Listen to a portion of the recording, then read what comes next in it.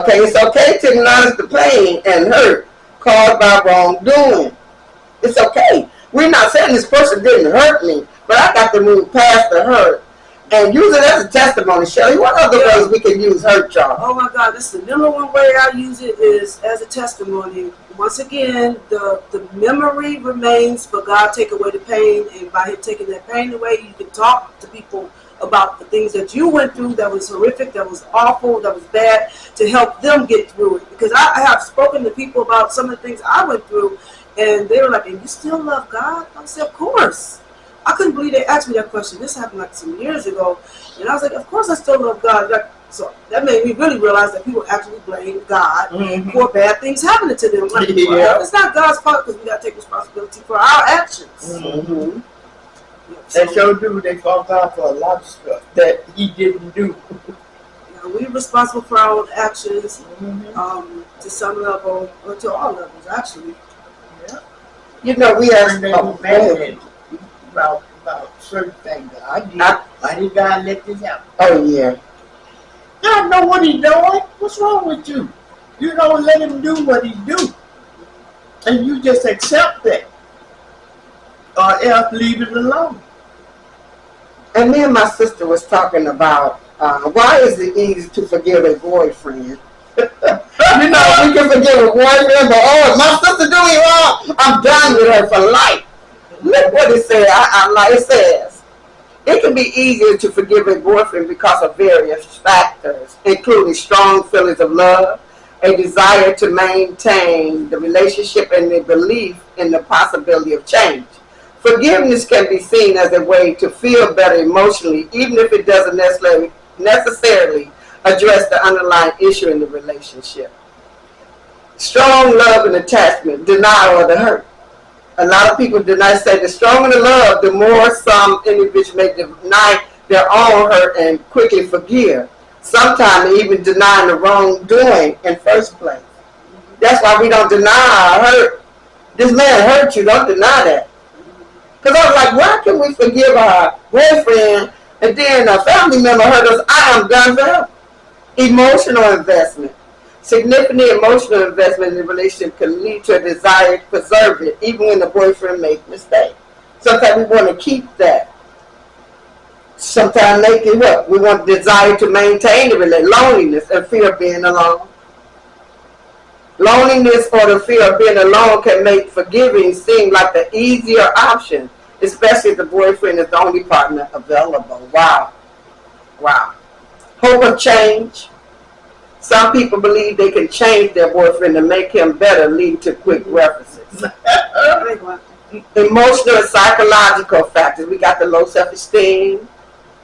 Individuals with low self-esteem might more likely to forgive, as it can reinforce feeling of worthiness. Abuse or trauma. Past experience with abuse or trauma might lead to codependency, making it difficult to set healthy boundaries and more easy to forgive. Unrealistic expectation of the relationship. A disordered view of what a healthy relationship is and can lead to forgiveness, even in the face of harmful behavior. Oh my God. Forgiveness as a self-soothing mechanism. Some people find that forgiveness provides a temporary sense of relief and emotional closure, regardless of whether the relationship dynamic or addressed. Need for attention. You know. I know the number one reason probably I gave it some thought. why they be willing to forgive a husband or a boyfriend over a sister, mother, or family member? Well, what about that bond that they share? The intimate, the sexual bond? Let's keep it real. That's probably the main reason. What do they call it? Soul tie? That's an unhealthy soul tie. Is it unhealthy? Yeah, it's unhealthy.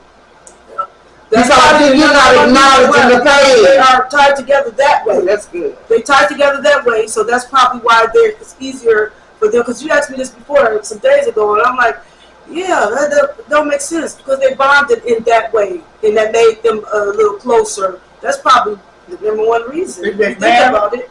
No, I don't know if I said husbands or boyfriends. Everybody not married. We're talking about like relationships. Yeah, everybody not married. And you know, the question came up, me and Cheryl was talking about, why is it easy to forgive a boyfriend over forgiving my sister or brother? It's that, or my mother, or my father. It's that bond they got, a sexual bond. that ties them a little closer than they would be with anybody else.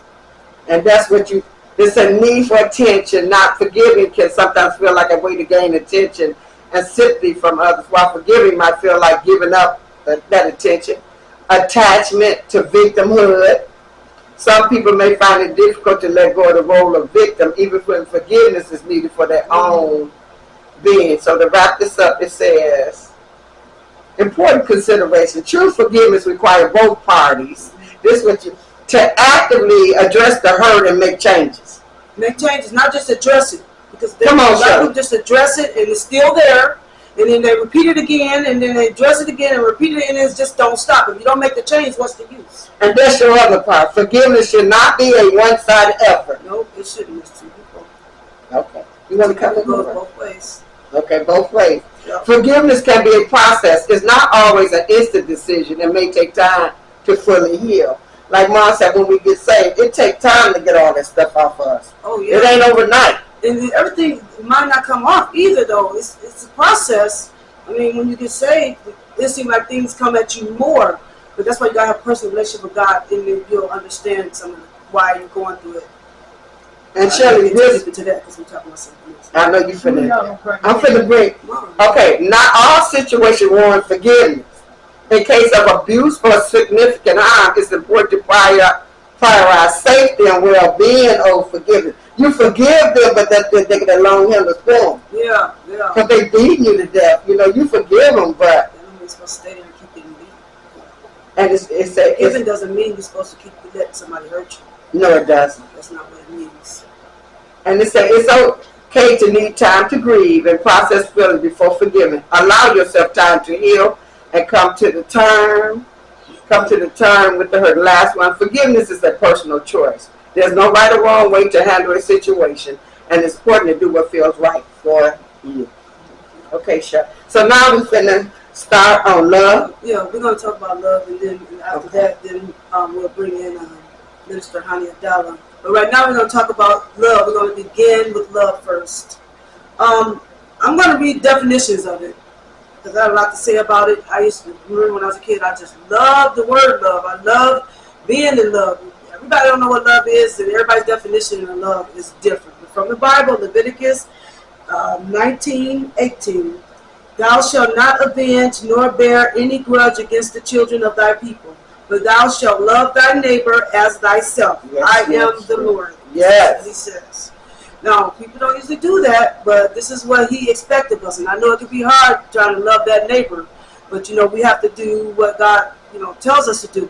Love comes easier for some people than it do for others. It came easy for me, no matter how much I got stomped on, and I have to say it that way.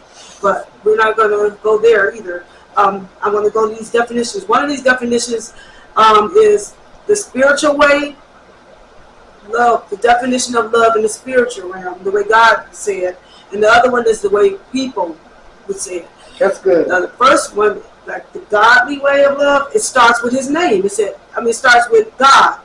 God is rich in unfailing love to all who love him, trust him, confess their sins, experience his forgiveness, and obey him wholeheartedly. Love is the greatest virtue. It is the chief fruit of the Holy Spirit at work in and through our lives. Now, That's good. as far as the people definition of love, love is a set of emotions and behaviors characterized by intimacy, passion, and commitment. It involves care, closeness, protectiveness, attraction, affection, and trust. Many say it's not an emotion in the way we typically understand them, but it's an essential psychological drive. I've never heard that before. Psychological drive. Both of them are right. Both of them are correct as far as love, what love is. But I always like to go with, God's love. Yes. And God loves us unconditionally. No It's the best condition. love in the whole wide world. And I, as a human being, tried to do that, and it don't work too good for me. But God loves us unconditionally, and that you can't beat that. But then there's people out here that think they're in love.